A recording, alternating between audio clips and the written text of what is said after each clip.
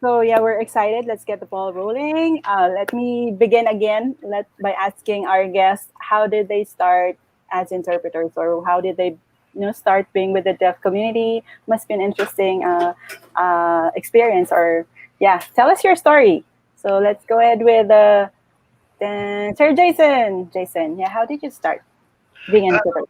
well, I took sign language as my foreign language in college. My college offered very few options: Spanish, French, Russian, and American Sign Language. And we have a school for the deaf where I was from, so I thought that would be the best avenue. After about 3 weeks, I couldn't understand anything and I wanted to quit the program. So I started hanging out with deaf people and figured that's going to be where I really start exploring and learning sign language. And they led me to different programs of where I got a chance to volunteer with deaf students who were working on their high school diplomas. So we got a lot of opportunity to exchange what I knew as a college student and what they knew as deaf people in sign language. And a short while after that, I was offered a job to become an interpreter. I said no because it's not something I ever wanted to do. I really just want to talk to people. As you can tell, I talk too much, and that's what I love doing. And so why not You add don't another say. Yeah, you're not talkative. language and see how it goes.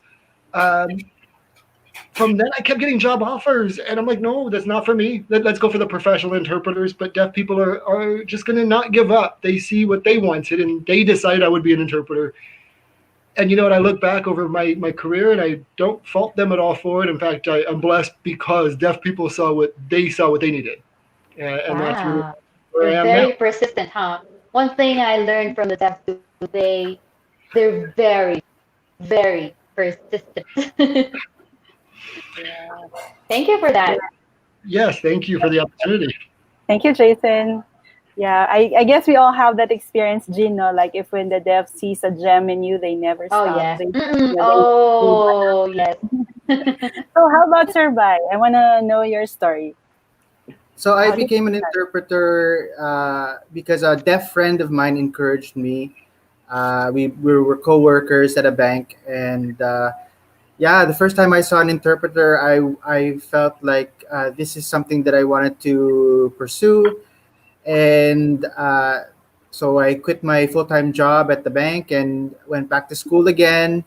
And it was such a amazing experience because being an interpreter, it's not just about learning sign language and learning how to interpret, but it's a lot of self-reflection. It's a lot of personal growth, and that was aligned with my values because I feel like I'm a continual learner, and so Yeah. interpreter was the vehicle which allowed me to do that because every setting that you go to, you have to learn something. You have to be able to have an open mind and an open heart, so that you can really, interpret the message in the spirit of how it's being said. So that's basically how I became an interpreter in a nutshell.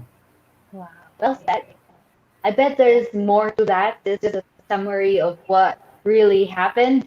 And I think you both are just, what do you call this?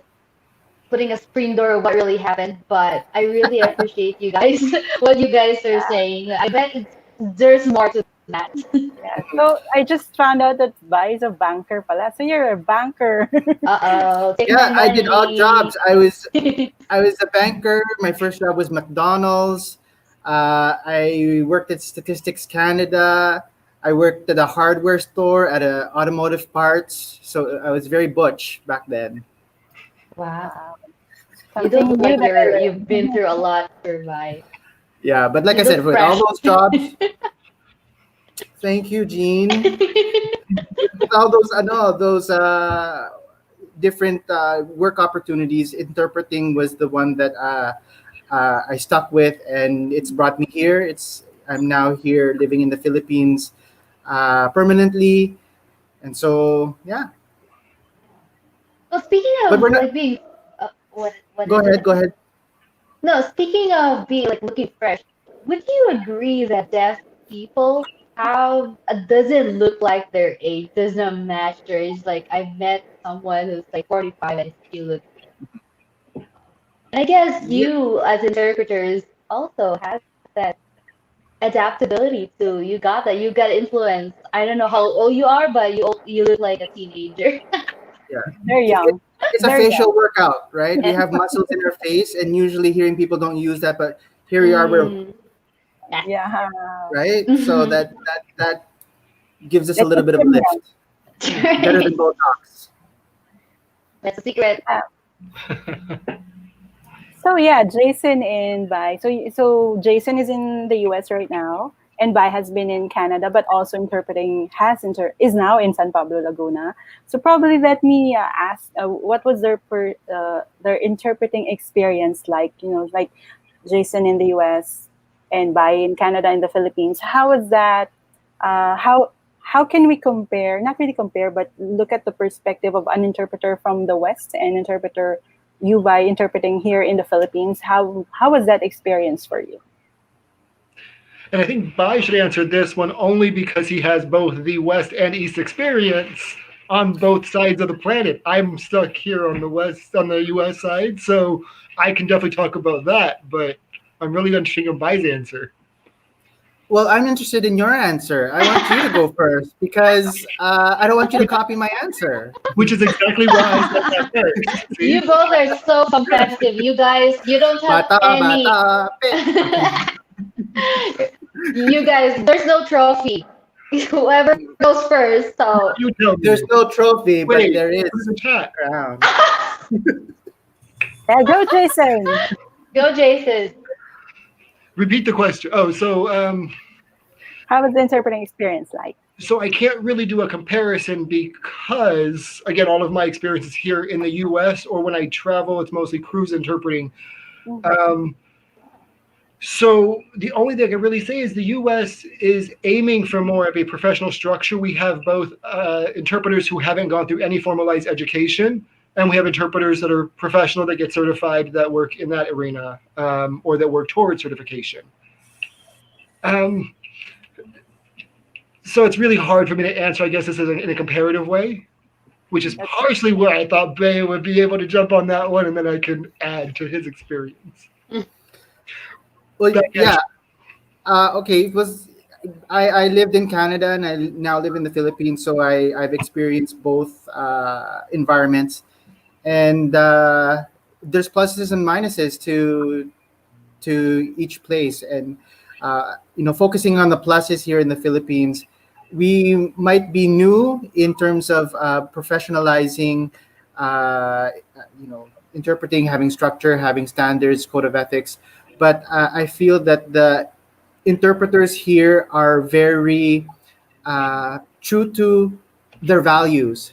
So we when we talk about interpreting, we're always talking about what's better, skills or attitude.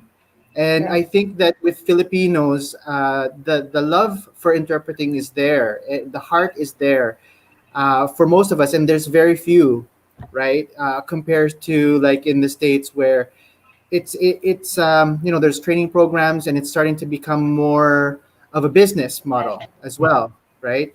And here in the Philippines, because most interpreters start off at church and with deaf communities, we build on those relationships first. Mhm. And yeah, it's a great energy. Like when I work with other interpreters here, I feel well, being Filipino, I feel more connected with them.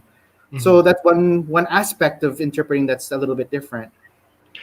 And I would say because the U.S. is not so homogenous, I don't have that same experience. I mean, I know a very small handful of other Filipino interpreters in the Right. U.S. Um, Within all of the interpreting profession of RID's members of around 15,000, only about 200 of us identify as some type of Asian categorical Right. self-identified classifier. So we do have that as a challenge. But there's also, when you look at that business model, the other part that I look at interpreters to determine how they address it is the competitiveness what that comes along with business. And so when you and where we were talking before about that what you just said, that skill versus that culture, there's a balance that also needs to come in play where culture integrates that softening of those business skills, so where it's not you're my competition as a team interpreter, but you're my colleague, and Mhm. so it really comes to a changing of frame of mind on that end. Wow, that's beautiful. We're just starting and already mind blown with all you guys shared. That is truly it's that's really true. There's a pro and a con of where you start. I can now see the difference how an interpreter starts in the Philippines and how an interpreter starts in here in the United States. And it would be a beautiful harmony if those two culture or those two experiences merge and create, like I said, a harmony and more balanced kind of interpreting practice. I Yeah, agree. the key word there is balance. Harmony. We have a lot of strengths here that we can Definitely. share with others, and in the states, and that's the whole point of this talk as well, is to make sure that we have an open collaboration, and see where we can help each other out. Exactly. Yeah, like building on each other's strengths and helping each other on our challenges. So that's why we have Terp Talks. We want to listen to each other and learn from each other. So Hmm. yeah. Correct. So, Jean, are you ready for a tongue twister? Let's challenge our guests with a tongue twister. Yes. Yes, it's easy. It's Okay. gonna be easy. So, are you game, Sir Vine, Sir Jason? This isn't So recorded, right? this is live. Uh, it's not recorded, but it's live. It And doesn't we have make watchers, any we sense. have viewers. I'd like to say hi first to our viewers. Sir Mike, as always. Oh If there's wow, gonna be from a loyal Texas. Magic support Mike. for Terp Talks, it will be Mike. He's from day Wow, one of Terp Talks up to this day. He's always say hi, Sir wow. Mike. Hi, Good Sir morning Mike. from Dallas, Texas, USA. Good Welcome to evening. Good evening, Good actually. evening. Yeah, Good evening. it says is welcome to you, Jason. And I Thank have you. a good friend of mine, RJ. Hi, hello, heart, say Hello. heart. So we have Janelle and of course Tang, Sir Tang. Thank you also our avid watcher, viewer, and Crystal Jane. She's tagging her friends. Yes, tag your friends and Yeah. your interpreter Ta- friends to watch Turf Talks. yeah. And Tag your friends. The more friends, the more chances of winning at life. yeah, Helena Roberts Hatcher, mom That's is my mom. proud from That's Southern your California. mom? That's my Wow. mom. Hoping, Hi, Mom. hi, Hi, mom. mom. Hope we can How, see Helena? come visit the Philippines with Jason That's after right. all this COVID is over. Hi, hi Everyone. to Mama Helena and Ooh. Janelle, watching from Quezon City. So yeah, so those are our. So are we ready for our first challenge? I think I'm echoing. So let's call on our first word, Sir Adrian. Please bring it on. Our game Bring it. master. Yeah, Yeah. there. Oh my Okay, the first gosh. word. First word. First word. This is Pasko Paxil. So you have to say it over and over again. 4 or 5 times. 5 times. Let's see who can do this 5 times. Pasko. And Jason, so you go for it first. it means Christmas, Pasko. Paksiw is a dish. It's it could be fish and vinegar and toyo and Yes. what else? Sugar and So spice and everything nice. But so yeah. Pork. pork, also pork. So yeah, probably Mom Helena can cook you Yeah. paksiw. But I don't think you will like it because it's sour. In fact, in the Visayas region, paksiw is like the fish. But in the other region of the Philippines, it's Pork, like the pork. It's pork, different. humba. It's sweet. Yeah. But in our place, it's like sour. So, I don't. yeah. So Anyway, let the games begin. Who's gonna be Okay. first? Let's have bye first. Okay. no, I don't Yeah. wanna hear it from a Tagalog person first. I Okay. wanna hear it from the foreign. Tama. Because yes, All right, Jason, let's start. Jason, All five right. times. Paxo, Paxo, Paxo, yeah, Paxo.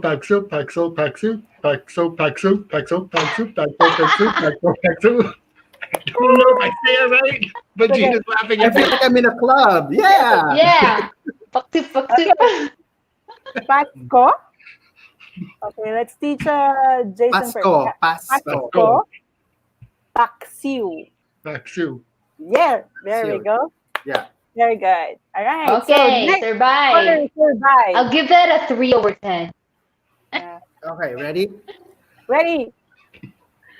Pasko Paskiw. I already did it. Pasko. Wait, again, Pasko yeah. Paksiw. Paksiw. Pasko Paksiw. Pasko Paksiw. Pasko Paksiw. Pasko Paksiw. You have to approach it very aggressively. I don't know. Yeah, you have. Yeah, I From love pak, it. pak, pak, pak. Pa Pak, pa pak, pa pa pak. pa pa. Yeah. So what's your score, Jean, for Bay? What's your score? Well, I can't score him because it's part of his I native think it's language. one. Yeah. We I can't only score heard him. 2 of 10, probably. So, You're Two out of being kind five. to our Yeah. to our 2 of 5. guest. Yeah. So let's I'm have another honored. word and then we'll go on with our conversation. So next word, please. Yeah, this one. This means butika is like a pharmacy. Pharmacy, Butike is lizard. Bituka is that intestine, intestine. intestines. Yep. So Or throat. I butika. don't know. I think I'm not sure. So it's butika, butike, bituka. Butika, butike, bituka. So slowly but surely. So let's have bye first this time. I'll try to summon my. Can we have the words back up so I can Yeah, read? yeah. It's easier. Bring the word. Yeah. I'll try to channel my inner rap artist. All Yeah. right. Come on. Give you a beat. Butika butika butika butika butika butika butika butika butika butika butika butika. Yon. That's a good way to win the contest. You wouldn't know if he said it right or wrong. It's like a DJ with the yeah. Jason, Yeah. you should prepare one word that would an English word to give revenge. But Oh, I anyway, have some tongue twisters maybe later, as long as the interpreters don't give me that dirty eye. I And think the live broadcast will be done by that. So Okay, so it's Jason's turn. Jason's turn. Okay. Botica butiki bituka, botica butiki bituka, botica butiki bituka, botica butiki bituka, botica butiki bituka. Yeah, that was like ragdoll. yeah, I love the beat. Thank you, Jason, for just being a sport. Yeah. All I right. would actually know that Okay. part. So breathe in, breathe out. That All was a good right. icebreaker. So yeah. So all right. So let's proceed probably with a topic on, since we're talking about paksiw, food. Can we like, what's your favorite food? And Jason, have you tried some Filipino food? So actually, my favorite really is adobo baboy, of course. I don't know What's how, that again? Adobo. Adobo. Ooh. but I don't know how to cook it. And don't you all give me a funny look. I told my mom that, and she's like, "So it's so easy." I'm like, "Stop telling me that. Just show me how." So that is one of my favorites. That and tacos, homemade Do tacos. do you eat adobo with rice or I don't know. Because Yeah, we with do rice. that with rice. Okay. Yeah, I don't always. know. Rice. It would be weird without rice. Yeah, what do I you? know. What do you That's do why with I it? asked. Because Put it on Americans are pizza? like, Like, no rice. you have to have it with rice. And that peppercorn that finds you a couple days later, that you know you brushed, but it's hiding there. You know That's you brush, great. but it's still there. That's some good adobo. At least that's what my grandmother taught me. Yeah. All right. How So about you, Sir Bai? Oh, Filipino food or or any. any food. Any food. and I am missing pizza and I love sushi, but Same. I have a very skilled husband that cooks for me all the time. So any kind of dish that I ask for. Pinakbet, sisig, kare-kare, all those different kinds of estupado. Anything I ask for, he can make for me. So I'm really uh, enjoying the Filipino theme of my life right now. So Wow. yun. You can cook for us when Jason and I and Jean would come over your place, Tay. Oh yeah. Sige, I can cook you egg. Yes. Hey, speaking of food, I find it going back to the deaf culture. I find food very effective in gathering the deaf community. And you start with establishing rapport and establishing friendship through food, and love it because it takes forever finishing their meal because obviously they use our hands. Like a 30-minute meal would take them, I don't know, half a day. Like it's just fun. Would you agree? Yes. So yeah, I agree with that. Food and deaf and interpreters. We always have this experience like when the stores or the fast food chain would be closing, and we're still there. Like 12, 6, 7, 8, 9, 10, 11, 12. So how about you, Jason, and how was your experience with the deaf community that you've worked with, and what did you learn from the deaf community and those learnings you've imbibed as interpreters? Well, one of the first lessons that I learned 20 years ago was something that I didn't expect to ever learn. My grandmother always told me, don't talk with your mouth full. But then when I was working at that school for the deaf, that wasn't a problem. I did learn, though, do not sign with your hands full if you're deaf. Well, even if you're not, just don't sign with your hands full. It won't be a pretty picture for whoever's standing next to you or behind you. That's right. That's a good one. But yeah, as far as deaf people, really food brings anybody. They don't have to be deaf. That just shows that deaf people are like everybody else. They all like to eat, just like we do. That's And right. good food's going to be a good reason for a great conversation, anyways. How about you, Sir Bai? I agree with what you said about Filipino food. It's just like the deaf goodbye, right? It's very prolonged, and we take our time. We just savor the moment. So it's a great bridge. But in terms of the deaf community, I've learned that how when we talk about relationships, and we have relationships in our family, with our friends. But when you have a deaf community with you, or you're part of that deaf community, the relationship is a little bit uh, different. It's more, um, even though you're not of blood, or you come from totally different backgrounds, uh, if you're part of that community, it's just like a new family, right? And Yeah, that's one of the things that I take with me all the time, is that feeling of belonging. And so, again, another plus. I'm sure that you have that as well in the States, but here I've experienced it more. Even as we're quarantined in our houses, and we don't leave our house, I have deaf people call me all the time and just say hi, and we video chat. So they're always there, and so Right. that's, right. yeah. And the deaf community is just a great vehicle resource for recognizing and monitoring and edifying interpreter skill sets. So before I moved to New York State, when I was in California, we had deaf from California visiting from New York that would come back and talk about these interpreters. That one agency gave me a job offer from across the country because of deaf people talking. It also helped that she was hiring my roommate, so we just happened to be able to travel together. It worked out. But things like that. The next city over kept hearing about Jason had moved, and they wanted me to work with them. And I didn't think I was anybody at that time. I wasn't certified. I was still a brand new interpreter. But it was the deaf community who announced who way they were looking for, and that's really, for me, that's always led my decisions. Is what is it that the deaf people are asking me for? What have they told me before, and what do they continually tell me? And if I'm not sure, it's always a great resource to go back and double check. because Mhm. Right. I don't interpret for hearing people. And so whatever I think may be off the mark, Yeah. I would say that's I, probably one of the most important lessons I've picked up in my time. right. And I think that might be a little bit of where the differences also come in.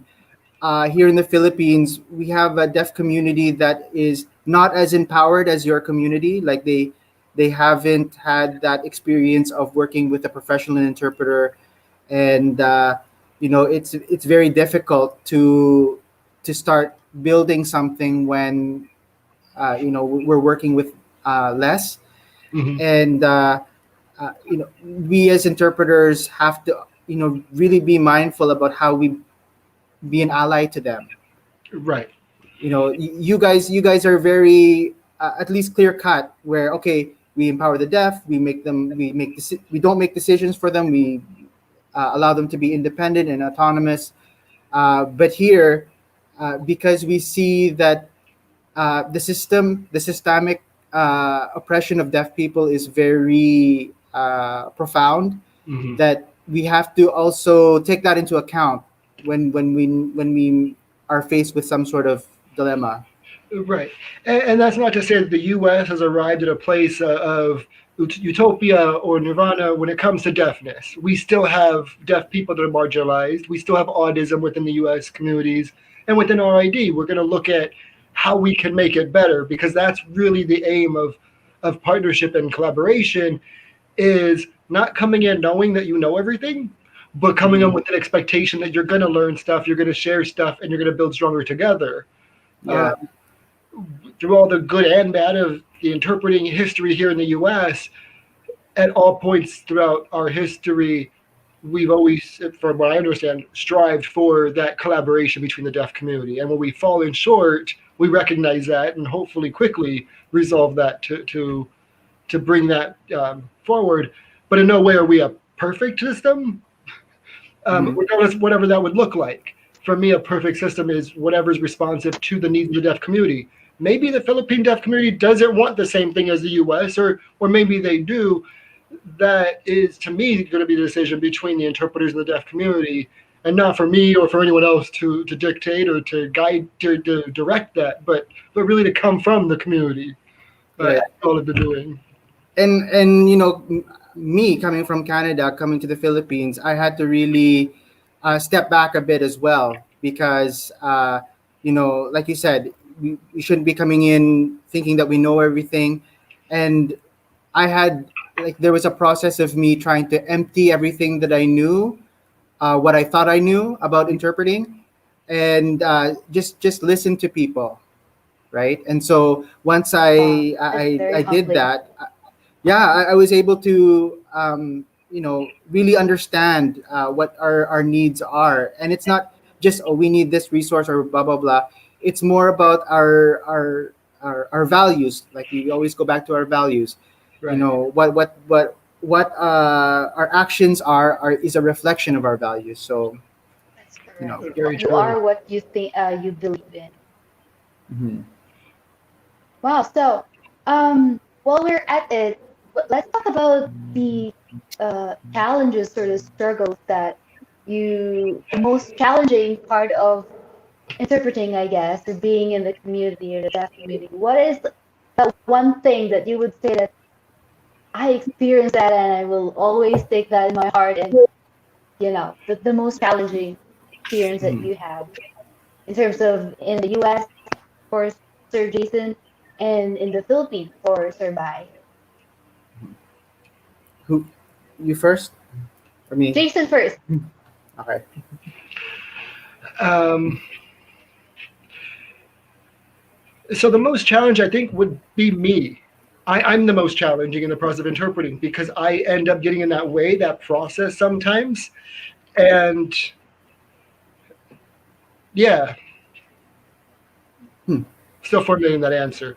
Um, Yeah, because I think same thing. It's very, when you go introspectively, uh, the biggest kryptonite of an interpreter is their ego, mhm. right? Right. So whether if you're a newer interpreter and you feel like you're not good enough, or if you're a seasoned interpreter and you feel like you've made it, right? So it's we have to always, you mentioned the humbling experiences. We always have to keep that in check, right? Because once we start getting too introspective, too much about the self, then it ultimately affects our work in different ways. Did you experience that you're too full of yourself? Did you go through that state? Well, I have a healthy ego. Like I have a, I am confident about my skills and who I am. I'm 40 plus years old, so I've Oh, you don't. I don't see been through it. life, a little bit of life, right? And I asked that question because I would then follow up with the next question, like how did you change, like from that kind of mindset to to a more centered kind of person or centered kind of interpreter? Because I believe all of that, if mhm, some, if not all, experience that kind of in that stage. And I would want to mhm. know, what triggered you um to change. I don't Yeah. know. Well, Jason. Well, I was going to say, as Bay was saying before, that ego either can tear you down, or it can also prevent you, or it can stay in that healthy zone where you're able to work with your client. If your ego is tearing you down, then you're not able to voice for your client. Let's say your client is at a doctor's appointment and sharing their concerns, or Right, they're a presenter, then you're not able to provide your full self because you're too busy being self-critical. So there's right, that end, or going into the room knowing that you know everything, and that pushes aside the deaf person's experience, and you're not really checking in with them, checking in with your team, checking in with the environment, because you've gone in with this hubris that you know how to fix everything and you are the savior of the right. room. Yeah. Um, the biggest way to keep that in check is to maintain that question in your mind of how am I best serving the deaf Uh, person, and what works in one situation may not work in the same situation later that same day, that week, that month, or even that same client. right. That's I think beautiful. Thank you also for sharing. you have to be more reflective rather than reactive. Mhm. And Yeah. for Filipinos, it's a challenge for us because our emotions are right at the surface. We have our kilig moments, and and we're very emotional creatures. Not like Right, everybody's emotional, but Filipinos are very emotional creatures. right, And we have to step back a bit and right, figure out, like, why am I reacting this way?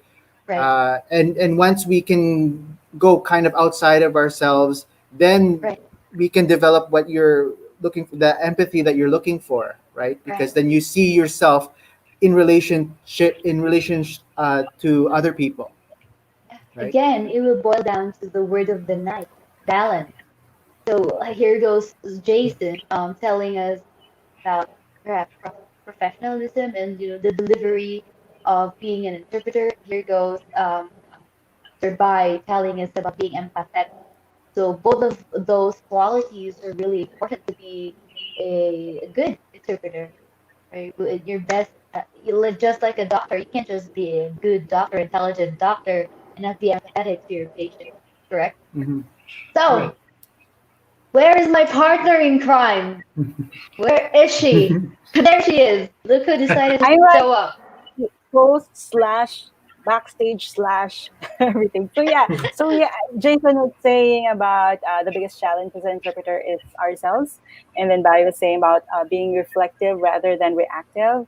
Right. My question is, how, this is not easy to do, right? If you're by yourself, Yeah. what can you advise interpreters like me and everyone We. else watching here? We like us. How do we? What's the best thing to do in order for us to grow as an interpreter? Because we know we can't do this on our by ourselves. Oh yeah. So how can we grow? How can we become more reflective? How can we acknowledge that our biggest challenge really is ourselves? And yeah, any thoughts on that one? How can we grow? Yeah, I would say the best advice I got was from deaf friends. Find a deaf mentor Right. who has the ethics and the values that you seek to develop for yourself. So if yours is a language variability, so you want to be versatile with various levels of deaf, whether they're, here we have deaf who get their master's degree, and we have deaf who stay, in their local communities, and to match that very need of language. Right. So you want to find somebody to provide that honest, blunt, and constructive dialogue to help you Right. grow. If you find somebody who's a yes person, who's always going to say, "Oh yeah, you were great," even when you know you weren't, then that's not going to benefit you at all. It's going to make you feel happy, but it's Right. hot air happy. It's not a genuine Gotcha. feeling of growth. And so, really, it goes back to remembering that for me, I'm not an interpreter for Jason or for other hearing people. Yes, I am when they don't know what deaf people are saying, but I'm really here to make sure deaf people have their opportunity to stand up and be a full participant in society. Definitely. And growth is hard. It takes work, right? Right. And sometimes it's uh, you know painful. And Mm. I Yeah. you mentioned I mentor a few interpreters, and I have a few people who really want to improve their skills and they want to do some, help the deaf, everything, and they don't do anything. There's no action Right. behind it. There's no, so it's going to be a little bit difficult for them to attain their goals if they just are too passive. Right. And Jason and I can give you all this great advice and do Mm-hmm. this and do that, but it has to be connected to some sort of action by the Right. individual, Right. right? Yeah. We can't magically say, just listen to our words and then you'll Right. become this great Right. interpreter. It takes reflection. It takes Right. an understanding of the self and self awareness. So uh, I find yeah, it. I find it that I find that the answer to the question of Nat, Ate Natty, is her question itself.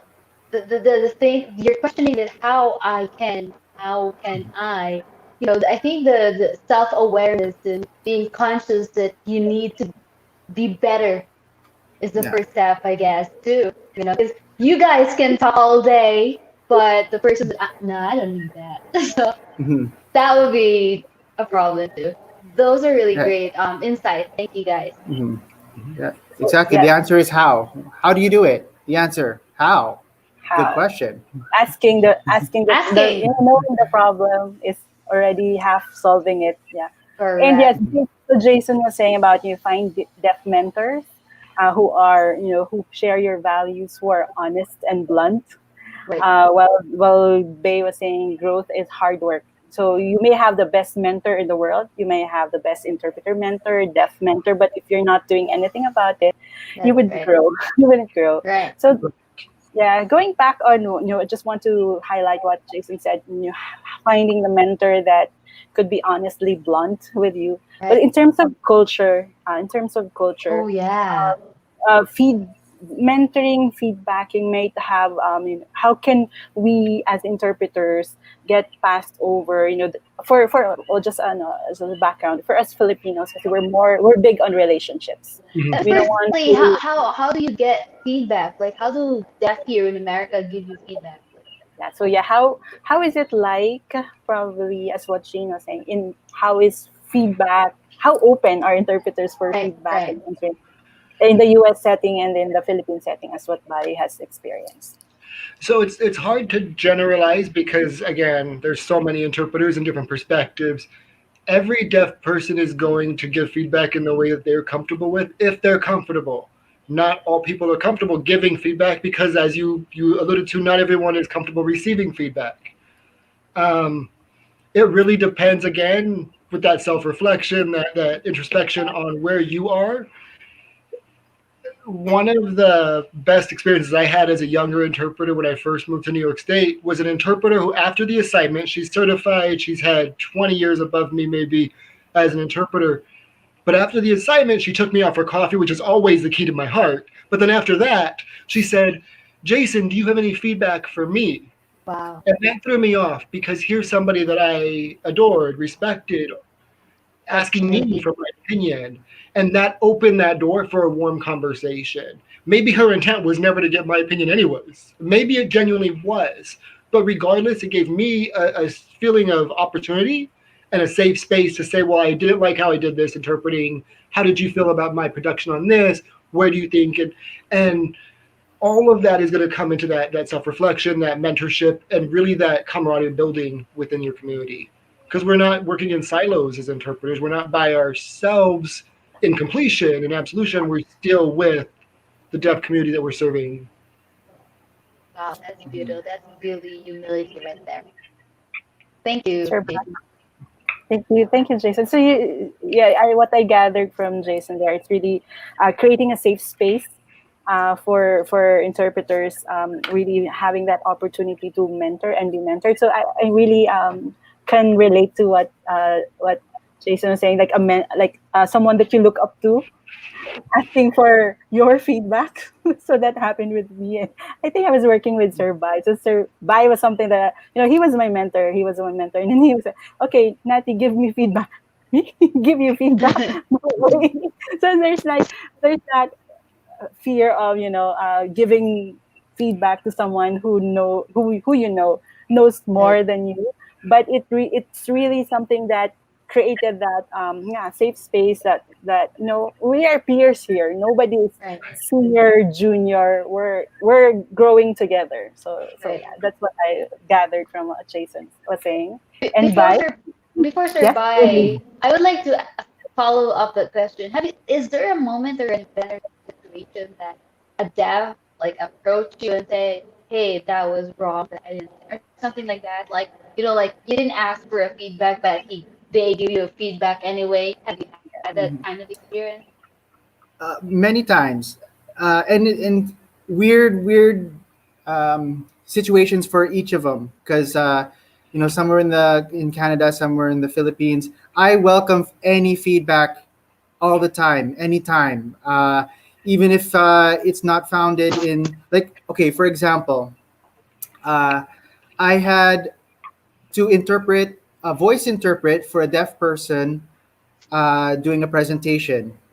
And there was a few times where I didn't understand them, and I would stop the process and I would Mm, ask them.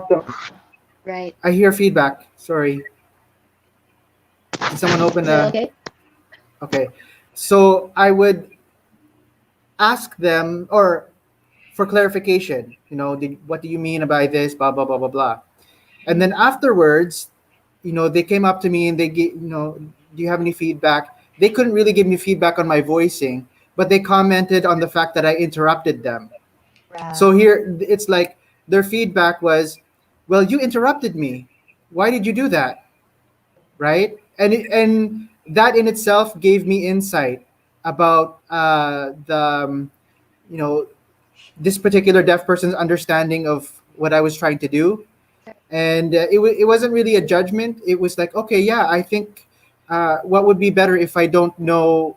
I brought it back to him. What would be better if I didn't know what you were talking about, and I'm trying to relay what your message is? What would have been best? How would you Right. have wanted me to, ask for clarification? And they couldn't answer because they it was maybe the first time that ever that an interpreter interrupted them, while they were speaking. um, in the states and in Canada, though, when deaf people come up to me, they it's like a term of endearment, actually. They care enough to go up to you and say, you know what, you should do this, or this is a better sign, or blah blah blah blah. Right. Because that to me indicates that they want me to do better next time. They want me to improve, they want me to grow. So like I said, that's Tough how I love right approach there. feedback. Mhm. And for some people who are really sensitive about that, Mm, it's kasanayan. We just have to like get over habit. it. K- right? I get so many people telling me I'm this and that, and at first it hurts. If you feel something, you're a human being, but then afterwards you kind of just like, okay, I guess I can see their perspective, and the truth and perspective is, there's a line, there's a spectrum, and so it's a combination of all. Just because they say it doesn't mean it's true, and we just have to Right. keep remembering that. Like just because you give me bad feedback, or feedback about me that's bad, rather, that all of a sudden that's who I am. That's my identity. I'm Right. terrible. We have to just Mm-hmm. get that kind of hyperbolic thinking out of our head. Mm-hmm. What I'm getting And also really remember, from you. oh, Go ahead. we all have a bad hair day, and interpreting is no different. Mhm. Sometimes we just have a bad day, and the deaf person might say, "Hey, listen, That's these correct. things were just not on point," and we take it like they said. It is what it is, and we take it and move on because it could be a bad hair day. It could just be the style just doesn't fit, Mhm. or it could just be that assignment with that particular service user doesn't match. I Right. have that I work with amazing, but there's some areas that I just won't work with them because that area Mm-hmm. is not my expertise, and I Right. don't want Correct. to give them this service. Mhm. For the Mhm. benefit of the viewers who are new to sign language interpreting, maybe you can share an insight regarding, the different avenues of interpreting. There's no such thing as a general practitioner interpreter, like, but if, even if there is, still kudos to you. Maybe you can share some insight on what kind of, church interpreting, court interpreting, medical interpreting about that. Yes. Sure. So, go Bay, ahead, you Jay. want to start, or you want me to take that one? Sure, sure. I'll start. So for newer interpreters, I'm trying to put myself back in the day when I was newer, Mhm. and what I was thinking was more about what kind of work I'm gonna get, uh, like how do I improve my sign dramatically, all those things, right? But I think for a newer interpreter, they have to like step back a little bit and connect more with their deaf community, right? Because if you're trying to find whatever reason you have in terms of wanting to be an interpreter, that in itself has to be examined. But you have to have deaf people or have the context of understanding how deaf people live, what their culture is like, just to see whether or not your goal is aligned with their goals. You know what I mean? And we talk about balance. Yeah, we're interpreters. We make a profit out of it. We can't go anywhere around it because it's a service, and we offer some sort of specialization. But that can't be the sole reason. I've had people message me and they want to be a news interpreter right away because they are Right. the spotlight, and it looks glamorous. You're signing but really there's a lot to news interpreting that people don't know or are unaware of. And so it's okay to dream, but just you know have conversations with deaf people and other interpreters, and do step by step, because maybe perhaps if you do take the plunge and want to be an interpreter, uh, you might be called to another type of interpreting, like you said, legal or education. We need a lot of skilled educational interpreters in the Philippines now that the Filipino Sign Language law implementing rules and regulations are about to be disseminated. There's going to be a great demand for interpreters, and so we should take that opportunity, take it within ourselves to start making those actions towards being ready, so that when there is some sort of call for interpreters, that you have the skill set ready, that you have the mind frame. uh, you know just on the surface, people think that interpreter is easy, right? Because you're just standing there and, Right. and look at you go.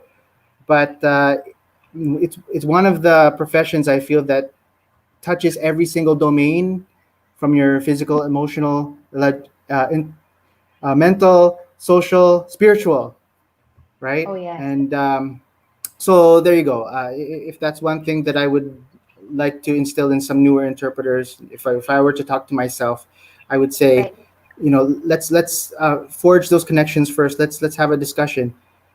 It's Right. actually interesting because like when I was going through my interpreting program, I'm not sure if it's the same for you, Jason, but interpreting had a high rate of dropout. Hmm. When you have Right. Yes. classes, interpreting classes, Gotcha. batches, high rate of dropout. And that's very interesting to me because uh, for some people, halfway through they start to realize that it does take a demand. It does take a toll, Hmm. right? And so um, we have yet to have interpreter training here, but what about you? Was there a few people that quit when you were in interpreter training, Jason? Yeah, actually, so my story, I went and I learned sign language in college, but I did not go to school to become an interpreter. Okay. Uh, so I was community taught by the deaf community completely. I started in church before they started pulling me everywhere else and all of that. But I do agree, yeah, most sign language classes start with about here in the US, I've seen around 40, 45 students in the first ASL level one course. And then by ASL two, that's about half. And then E4 seems to be around half of those each level as they go on. And my assumption is because people believe, like you said, it's an easy language. It's just, oh, I'm just moving my hands and not understand the complexity, the dual brain usage of both your right and left brain simultaneously, which is something that most humans don't do. Um, as you were saying, yeah, that spotlight mentality of selecting what type of interpreting you want to get into. I don't really look, for myself at least, I don't look at types of interpreting because assignment offers are going to come up as they come up, whether it's being doing Right. a concert or education course or so forth.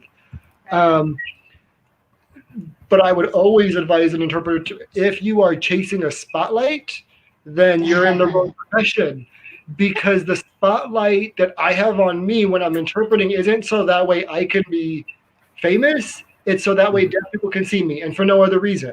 I don't care if no one else can see me except for the deaf people in that audience because that's what the light is for. And if it's about me becoming famous, then I'm in the wrong profession. I can go and apply on one of the music television shows and see if I can win an award on America's Got Talent or something. But as far as interpreting, this is somebody else's life. And I don't want to be a person who's going to make my choices based on their life experiences. Most often, not most often, many times interpreters experience and are relating to deaf individuals at work when they're in crisis, when they're in the hospital, they're at a doctor's appointment, they're in labor, they're at some point where they're in need and they're vulnerable. And that is where we as interpreters end up in their lives. And so, as Jean's brought up a few times, that balance, as Bay, you brought up that cultural sensitivity comes into play because these are people in their could be in their worst moments or their best, but we get to share it with them. And so when you're looking at what type of assignments and what type of interpreter you want to be, what type of training you want to go to, what is your passion already? Are you a person who loves math? Then maybe you should focus on interpreting for math courses and education because not all interpreters know how to do math. We're still Right. interpreters. Don't forget every area of society, wherever deaf people want access, there'll be interpreters at. So if you enjoy acting, then you should get into interpreting that has to do something with stage production. Or if you enjoy music, then that's the area that you should focus on for interpreting with the understanding that spotlight is not yours. You're borrowing it from deaf people. And so when we do music videos online or when we're doing a concert, it's not about us. It's about the language access for them. And so, yeah, just be mindful of whose spotlight you're taking, I guess. Right. So, a few things that I got from both of you is one, you should be grounded, and then two, you need to learn the basics. Well, from what I learned is that not only the basics, but the foundation of why in the first place you're there in the deaf community. And I love the part that you talked about. You said that it could be their worst day and or their best day, and you get to share it with them. That's amazing. Yeah, you attending a deaf wedding is really an honor. Like you get to share those kind of events, and they can't get away from you because they need you as an interpreter. It's kind of like they're stuck with us in some way, and I love that. I love that kind of idea of not really needing, but like interdependent to each other, or like collaborating and Stalker. And while they that's right. and I while love we're in that. utilization for their lives, it's still an option. They Hmm. can still choose to have no communication at all That's because of right. the interpreter. That's And we right. don't ever want to be that reason that they choose oppression because we are too much or too egotistical or too focused on our process and not so much Correct. what the deaf community is And asking the for. deaf can smell that. Deaf are Oh, really good at looking at the intention of an interpreter. They have mhm. that skill. It's amazing. Yeah, exactly. Yeah. Exactly. All right, Yeah. Ate Nate, looks like So you decided to show up again. yeah, I'm in and out. Sorry, guys. I'm multitasking here. So let's read some comments. We have some awesome comments from our viewers. Of course, from Sir Mike. He says, everyone is reflective and introspective. The answer is how, as what Sir Bai said. So the key is how Right. we focus our own lights on ourselves, plus our Right. minds, positive or negative. So yeah, how we focus, yeah, the light. So we're talking about, and there's another question here from Salvo Landiza Marimeli. Is it normal to feel na parang pasan-pasan mo ang mundo ng lahat ng deaf sa community ninyo that you feel like giving up? If so, what advice would you give to interpreters who feel this way? So to translate, Jean, translate to English, Oh, straight well, English. okay. Straight English. Is it normal to feel that you are overwhelmed with the demands or the needs of the deaf community, and you're almost feeling like you want to give up? If so, what advice would you give to the interpreters who feel like Yeah. So like familiar? pasan mo ang Like mundo. carrying the whole world, like the deaf world, I guess. First thing, don't carry it. But anyway, go survive.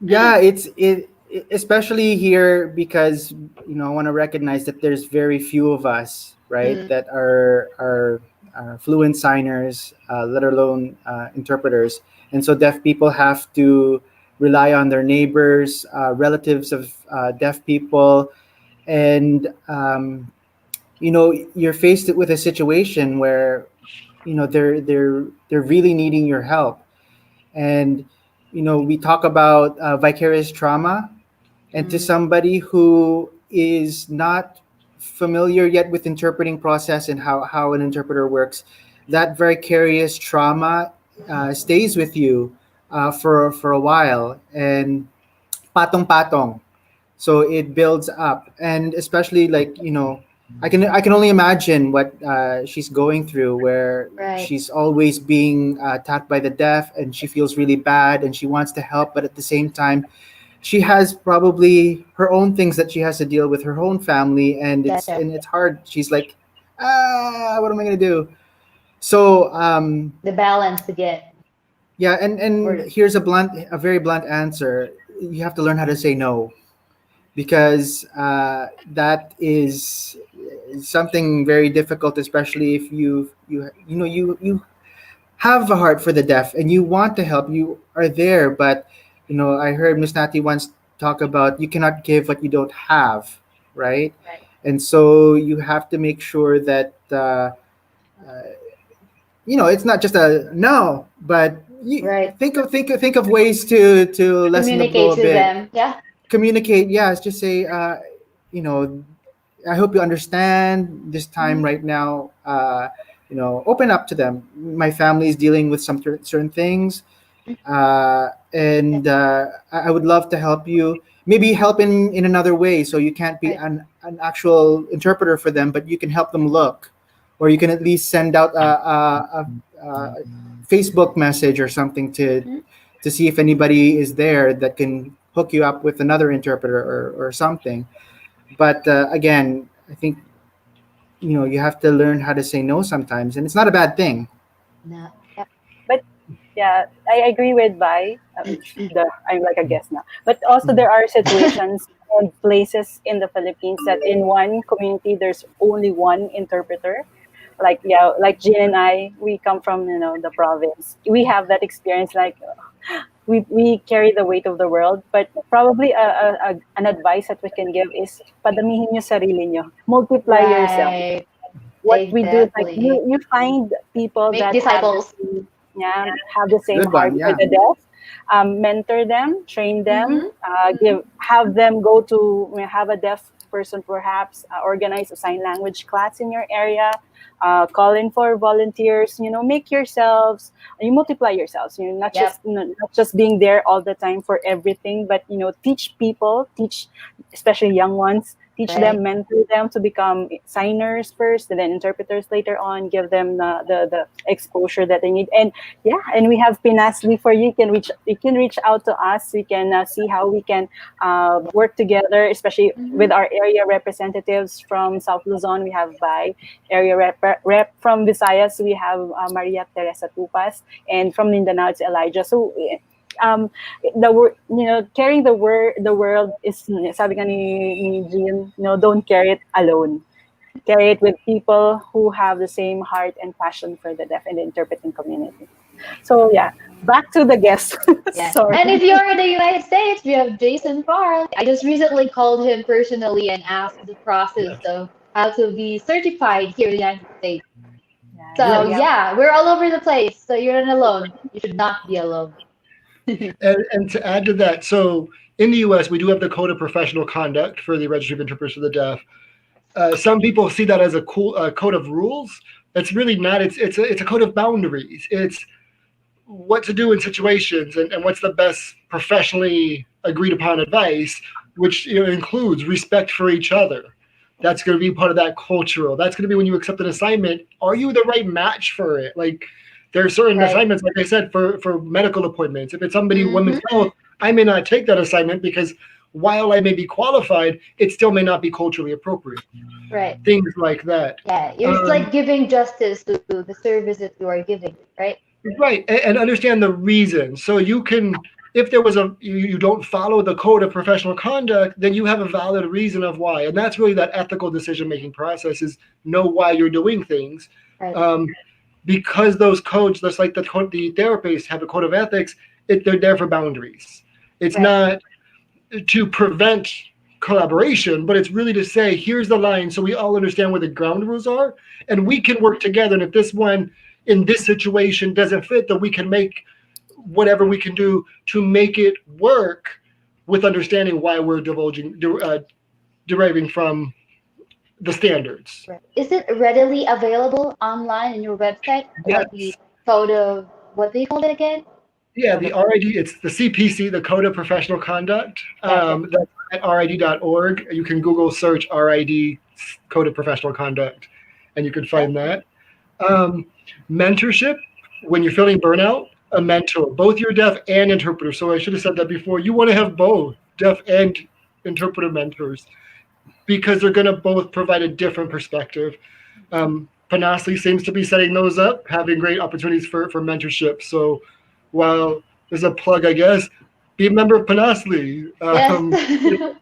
Courses. And if they're not there, then as a community, we can look and see how we can build those together. And the other thing is when you're feeling burnout, stress relief, what do you do that's not interpreting related?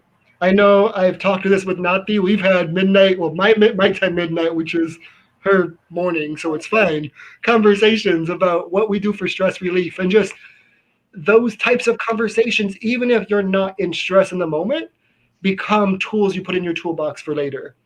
We Mhm. are doing human service. And when you're working with humans, we can't predict what the day's going to be. We can't predict if they got up on a good day or a bad day, just like they can't Mhm. predict if we did, if we got on a good side of the bed or bad side of the bed. That's correct. It is what it is, but we work with the people, our communities.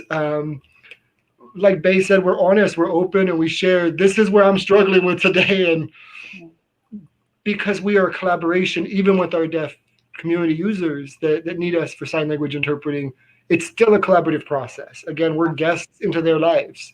And so when we think about it from that framing, that lens allows us a little bit more grace to ourselves. So prevent some of that burnout. Wow. Very insightful. We have So, okay, we have a comment here so from it's Joel Umbal. He said, making other people aware helps to share the burden. That's correct. Yes. That's why we're here. You're here. agree. And also another comment here from Mike. So, agree, Jason. We appear to be opportunistic because we enter their vulnerable or celebrative situations. For balance, we should simply be available and open in the community. Both deaf and hearing stakeholders see it. Yes, Okay, very well true. said. Okay, water break.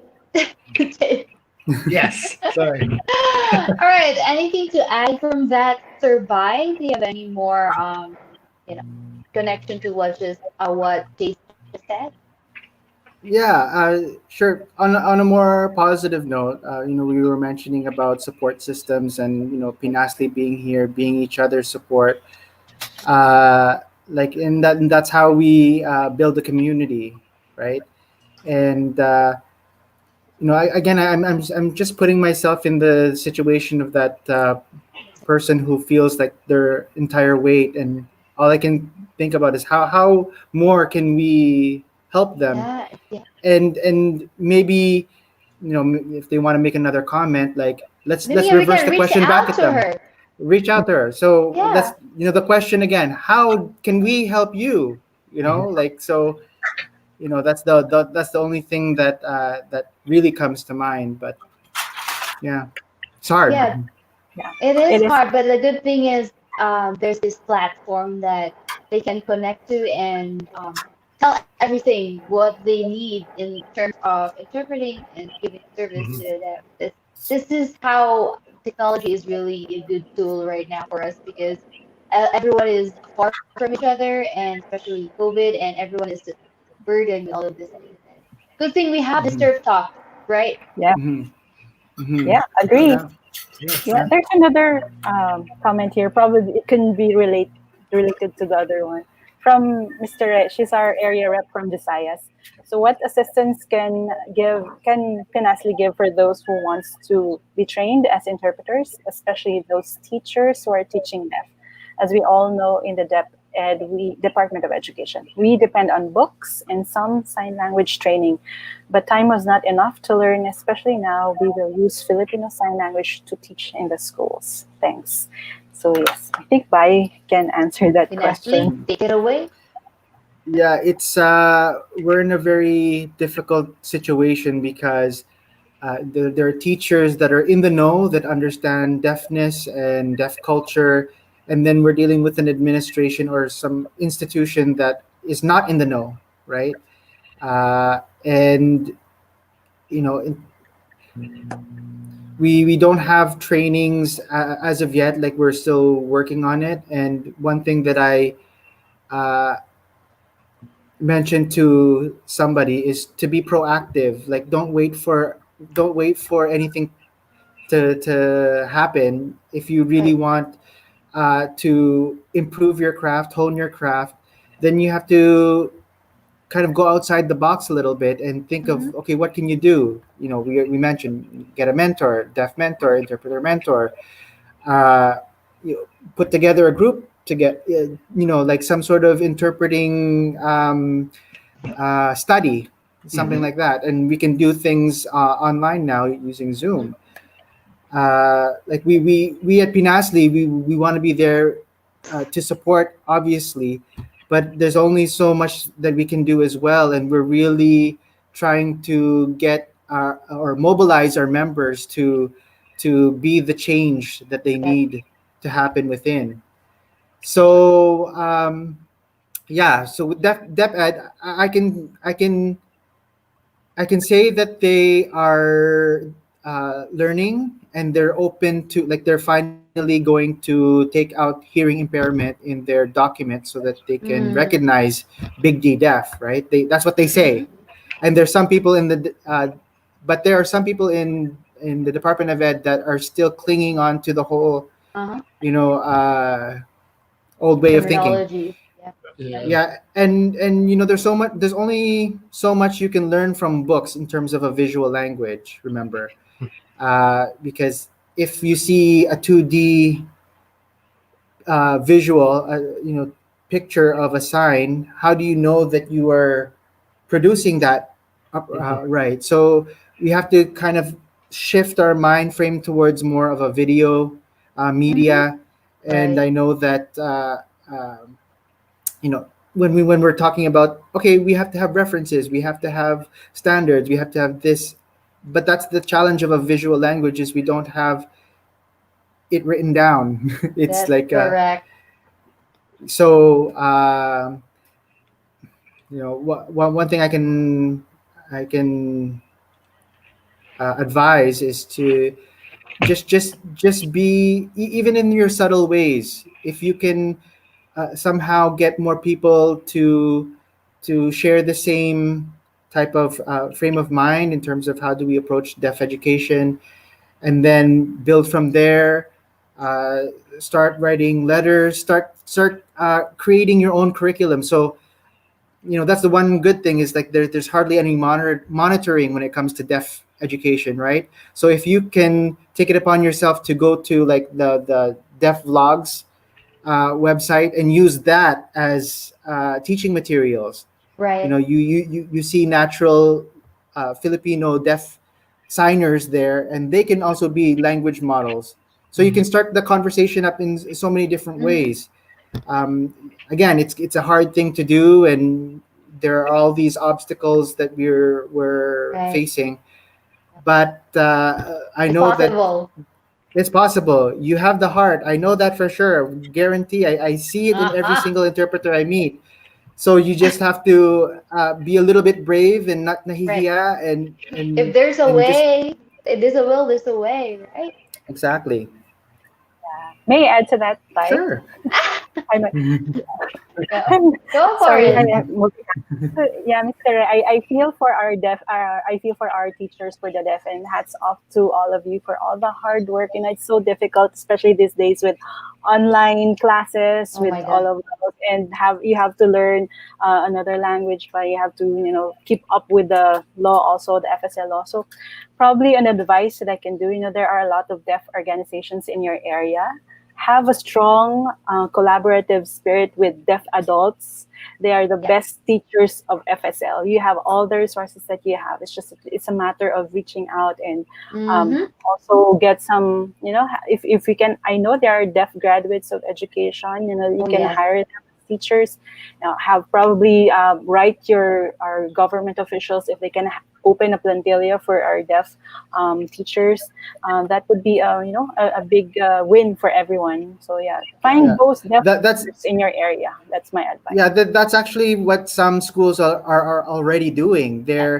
So because Dep Ed doesn't have an item yet for deaf teacher or deaf assistant, they go to their local government and ask for a budget for hiring these uh, deaf trainers. So Mm-hmm. it's a good idea.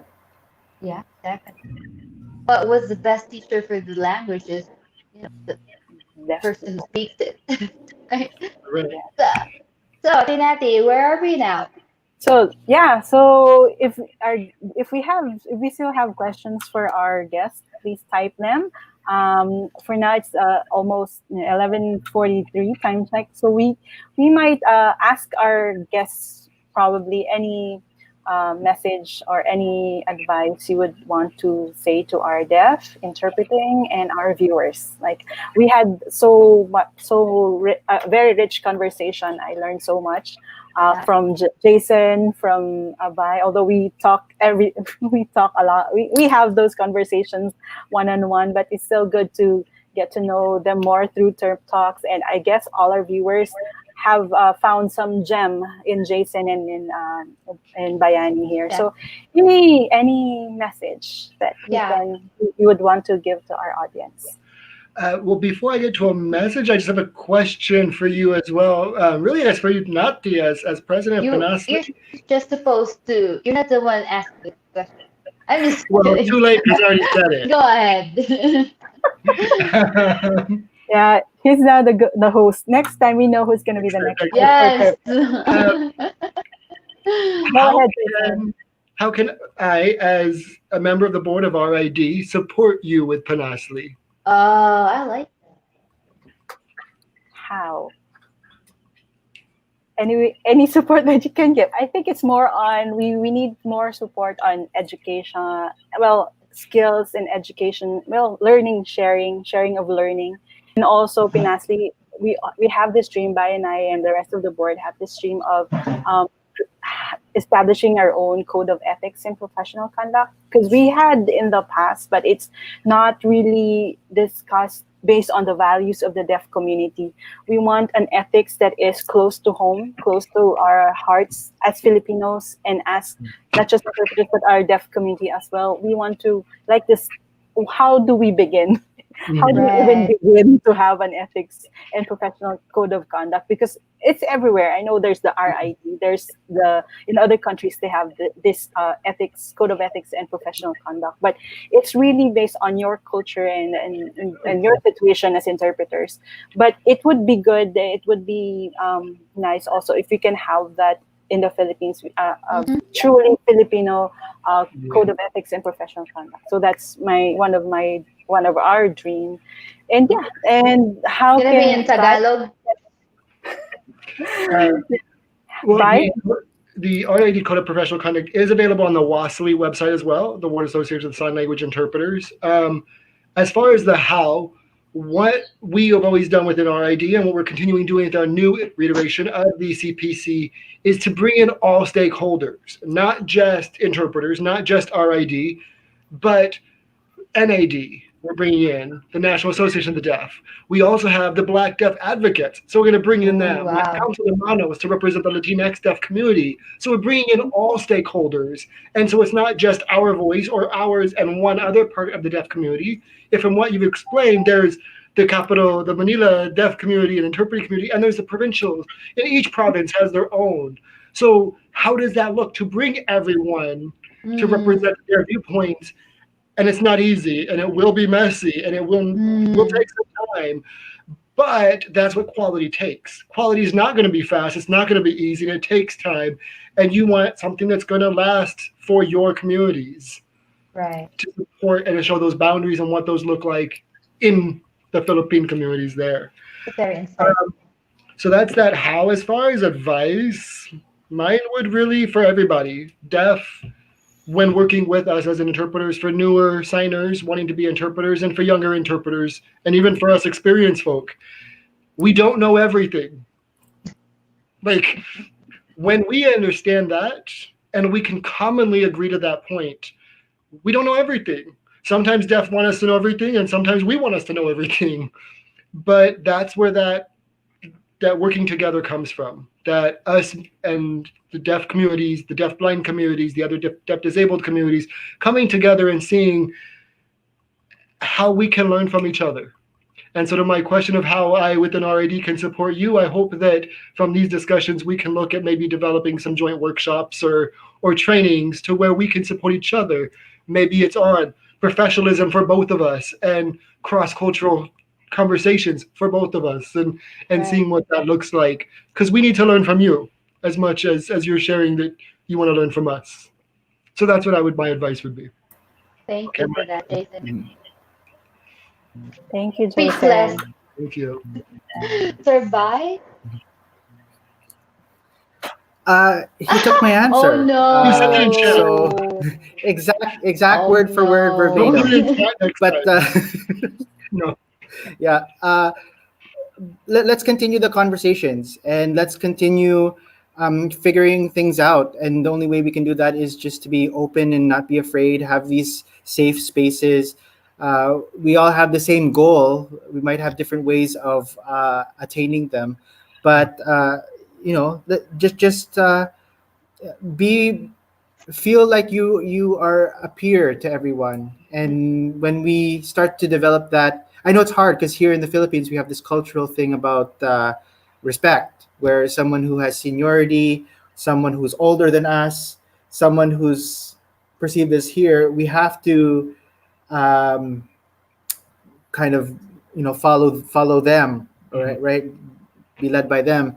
But maybe it's time for the younger generation to speak up, and I encourage the younger interpreters to start forming your group, start taking action in some way that you can. Like we're here, we will definitely support you, and but let's generate these ideas from the community, because uh, we can only give so much. Like I have a whole bunch of ideas, but again, they might not be what you guys are looking for. So we need to have it from a Yeah, grassroots level, a bottom up type approach, where yeah. yeah, And it, yep, let's keep talking. Yeah. yep. An idea will always remain an idea until shared. And then my question is, that was from Ati Nati, uh, Miss Nati's question. I have a question. Since we're talking about balance, I believe that the word for the night is balance. As a young Mhm. interpreter, as a young learner in this profession or field rather, uh, what is your what is a balanced interpreter? Now, what quality? Balance. Because how do I say this? What would be the qualities that I can say that she's a good interpreter. She's balanced. He's centered, and he has empathy at the same time. He has, like what do I want to see myself? You know what I'm saying? So Mhm. I want to ask you both, Hmm. Jason, Can you say the question again, Jean? I think you were choppy in the middle. oh, How do you become balanced? How do you or like uh what is the ideal I kind okay. of interpreter that we would say like I would follow that interpreter? Like I would follow that. Yes, as a young interpreter myself, it is normal for me to like look up to someone, and for me to be able to look up to be a better interpreter, I want to know what I should be looking for a good interpreter or a good practitioner in this field.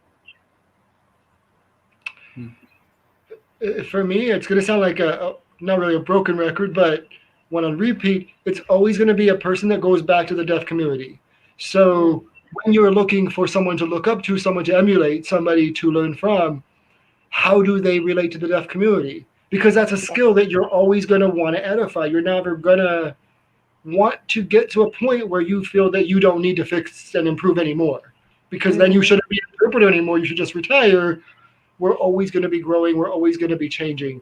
Look for those interpreters that have that rapport with the deaf community through respect, through their proven record.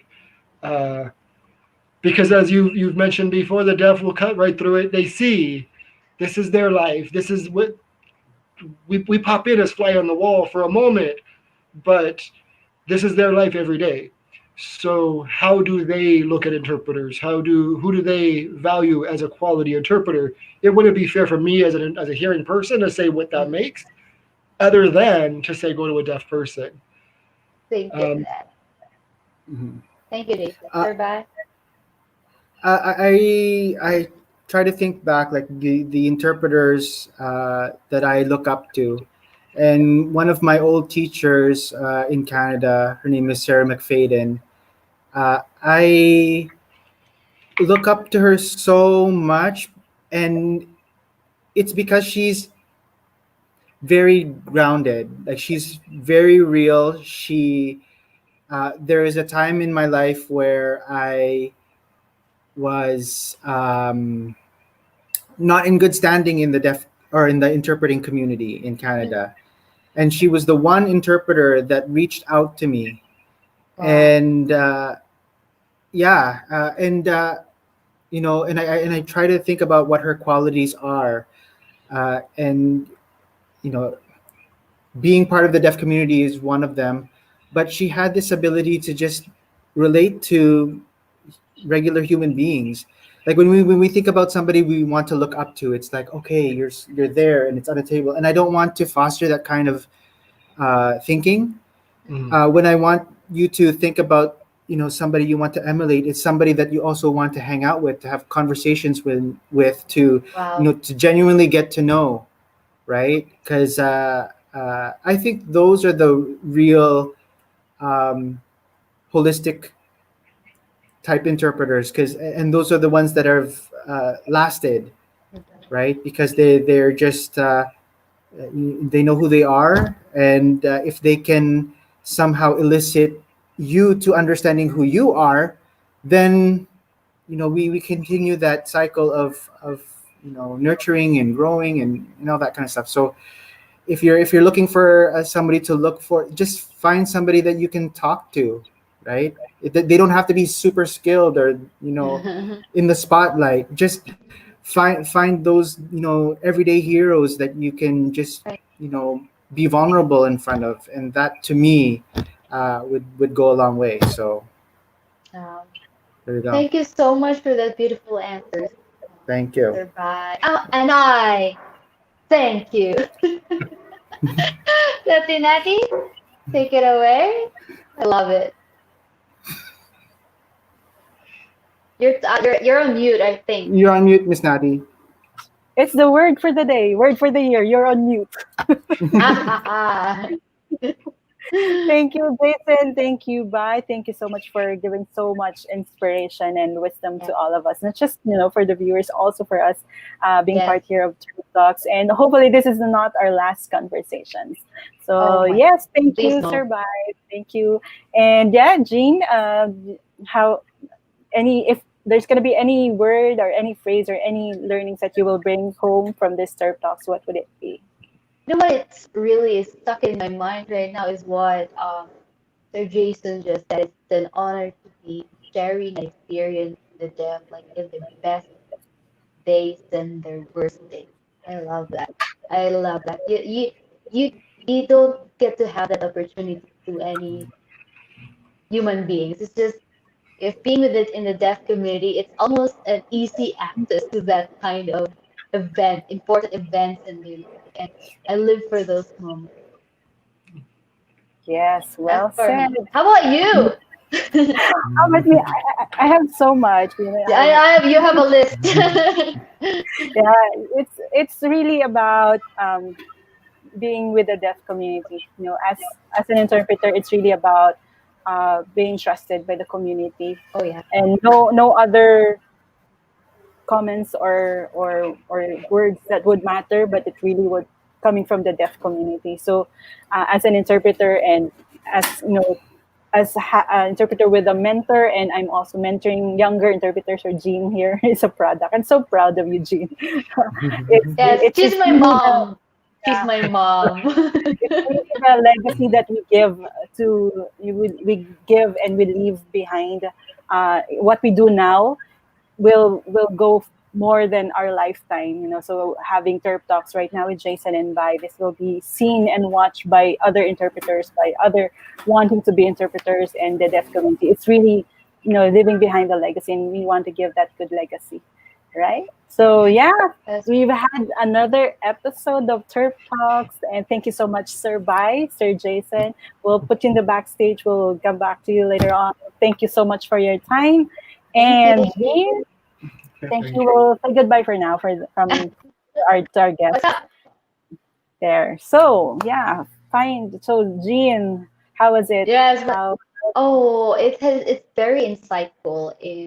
The beauty of listening to these seasoned interpreters or who's seasoned in this field is even though you heard it before, it's always so refreshing to hear it over and over again because doesn't mean that you have already learned it. You heard it before, you listened to it, but it's amazing how it just goes on and on it's in your all mind. coming And back to yeah, I love it. I love it so. I heard it all, most of, if not all of those insights that they were just talking about. I heard all of it, but I don't know. It's just always amazes me, and it's always nice learning about the deaf community over and over again. And as an interpreter, sign language and being in this field is so dynamic. There's a lot of changes, good changes, um, and it's always from what I've it's always from glory to glory to glory to glory. Like I don't know if you get what I Glory mean, but it's upon always glory. yeah, so it's never going downhill, when you're in this I mean in different I mean in another field too, but in this community, in this field, in interpreting and in deaf community, it's always just going up. And the beauty of it is not you're not going up alone, going together, and I love it. And we go beyond borders. We're not only going with fellow Filipino interpreters, we're going together with, you know, global interpreters from the United States. It's amazing. And what's so unique is even if we are borders apart, we have the same experience. We resonate Yes, very well with Sir Jason, how he started, and Sir yes, Bai, how they've all grown as interpreters and their experience being with the deaf community. And alam mo yun, yung the deaf person, the deaf friends that they have already decided for their lives. So you've been interpreting for the rest of your life, and we can totally resonate oh with my that. gosh, yes. But yeah, we can talk so much, but we only have 2 hours, unfortunately. But yeah, Yes. we're gonna say goodbye for now. So just some few reminders here. Let's put up that slide. Uh, Calling on our tech, Sir Adrian, please show that slide for us. Just some few reminders. So yeah, uh, so as what Jason was saying, is be part of Pinasli, be a member of Pinasli. We're gonna show you the website we have, sir. Yeah, our website is feelnasli.org. You can check out our website. And then next slide, please, Sir Adrian. Yeah, we're also in Twitter. We're also in YouTube, in Facebook, Instagram. So we're all over the social media. So you can check us out. And next slide, please. So how to be a member? So we have different types of member. Jean, do you want to read? Yeah, yes. So For to be an individual member, there's you can be an active interpreter. You can be a deaf or a hearing. He or she will interpret actively in various interpreting settings, be it in the news, in medical field, in school. Interpreter trainee is a person who is studying, learning to interpret in the deaf community. And the last one is, I like this, ally on an advocate. Not an interpreter, but supports the vision, mission, and the goals of the organization and the deaf community, like, for example, the parents, siblings, friends, and benefactors. For an institutional or corporate member, those are the agencies and organizations, such as an interpreter organization, schools, government agencies or non-government organizations, NGO, or business entities or companies. So there are a lot of ways you can support the deaf community or the PNASLI. It's not only supporting the deaf, but also supporting the interpreter and the community as a whole. So you yeah, have a lot of so choices. Pinasli is open to everyone, not just to Mm-hmm. interpreters. All right, next slide, please. Sorry, Adrian. So yeah, if you want to know more about Pinasli, go to bit.ly/I want Pinasli. I want, yeah, there. So that's a shorter link that you can go to. Next slide, please. Okay, so if you want to support TerpTalks so that we can continue on with providing information and inspiration to our interpreters, we can